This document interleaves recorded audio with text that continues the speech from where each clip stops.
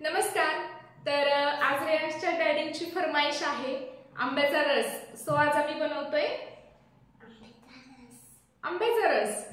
तर आता त्यांना थोडेशा अशा गाठी गाठी असलेला रस आवडतो, त्यांना मिक्सर मधला रस अजिबात आवडत नाही। तर मग रस मिक्सर मध्ये नाही बनवायचा तर मग रस कसा बनवायचा, तर आज मी तुम्हाला माझ्या पद्धतीने म्हणजे मी ज्या पद्धतीने रस बनवते ती पद्धत मी तुमच्या सोबत शेअर करणार आहे।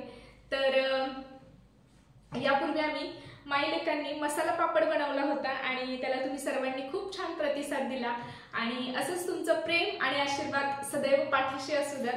तर चला मग आंब्याचा रस बनवायला सुरुवात करायची। Yes mamma. चला आता आंब्याचा रस बनवायला सुरुवात करूयात। तर इथं मी थंड पाणी घेतलेले, तर सगळ्यात आधी आपण हे आंबे ह्या थंड पाण्यामध्ये टाकून घेऊयात।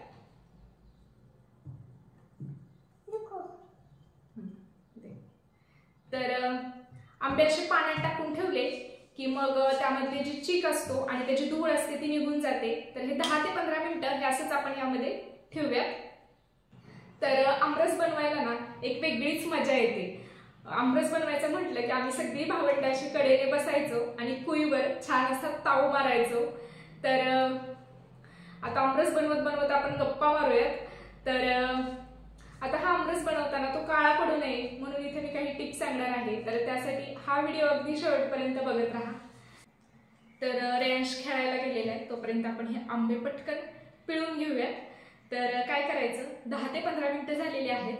तर आता हा आंबा घ्यायचा आणि हाताने असा मऊ करून घ्यायचा, म्हणजे यामधला जो गर आहे तो पूर्णपणे सैल करून घ्यायचा।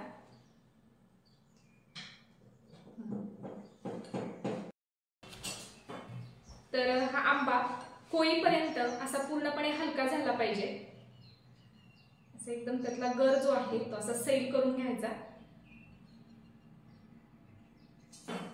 आंबा असा मऊ करून घेतला की आता काय करायचं, याच्यावरचा टोकाचा भाग काढून टाकायचा आणि थोडासा असा आंब्याचा रस पिळून टाकायचा आणि मग हा आंबा बाउलमध्ये पिळून घ्यायचा।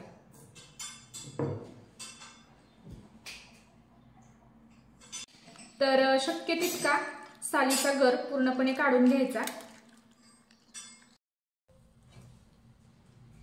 आणि आता हा कोळीचा जो गर आहे तो हाताने असा काढून घ्यायचा।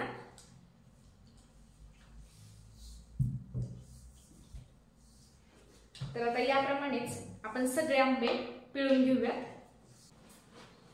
काय मम्मा मला कोळ खायला दे। कोळ खायची? हँड वॉश केलं? येस। हा घ्या।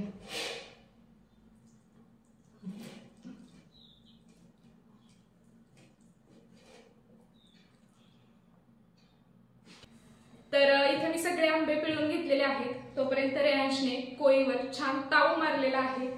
तर चला आता यामध्ये घालूयात साखर। तर आंबा कितपत गोड आहे त्यानुसार साखरेचं प्रमाण ठरवायचं। तर आता यामध्ये घालूयात साखर। तर अर्धी वाटी साखर घालतेय मी। आता आपला आंबा कितपत गोड आहे त्यानुसार साखर घालायची। गोड झालाय। तर आता काय करायचं, एक रवी घ्यायची आणि रवीने ही साखर एकजीव करून घ्यायची, हे असं घुसळून घ्यायचं आणि शक्य तितक्या गुठळ्या मोडून घ्यायच्या।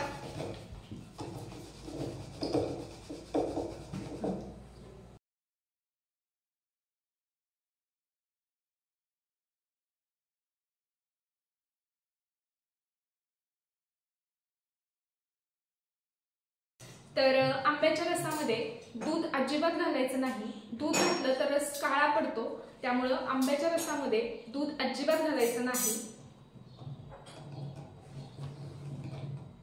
तर इथे मी साखर एकजीव करून घेतलेली आहे आणि यातल्या गुठळ्या शक्य तेवढ्या मोडून घेतलेल्या आहेत। तर इथे आपला आंब्याचा रस बनवून तयार आहे, तुम्ही बघू शकाल। तर एकदम मस्त असा आंब्याचा रस बनवून आपला इथं तयार झालेला आहे।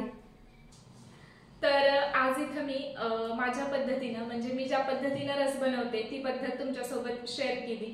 तर तुम्ही कोणत्या पद्धतीने रस बनवता, तुमची रस बनवण्याची काय पद्धत आहे, तर ती तुम्ही मला कमेंट मध्ये नक्की कळवा। तर आय होप आजचा व्हिडिओ तुम्हाला आवडला असेल तर नेहमीप्रमाणे व्हिडिओला लाईक करा, शेअर करा, कमेंट लाईक करा, शेअर करा, कमेंट करा. पुन्हा भेटूयात अशाच एका नवीन व्हिडिओमध्ये. तोपर्यंत नमस्कार.